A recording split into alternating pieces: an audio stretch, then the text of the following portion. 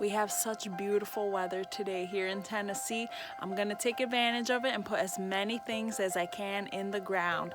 I wanna clear my temporary greenhouse because with the rain that we're gonna have coming the next couple days, I wanna start a bunch of summer seeds inside.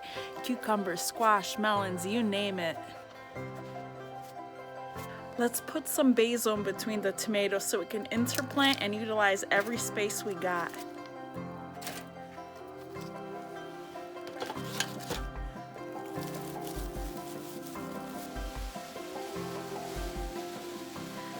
Very content with what I got done today. I got to plant out about 20 tomatoes and 20 basil plants.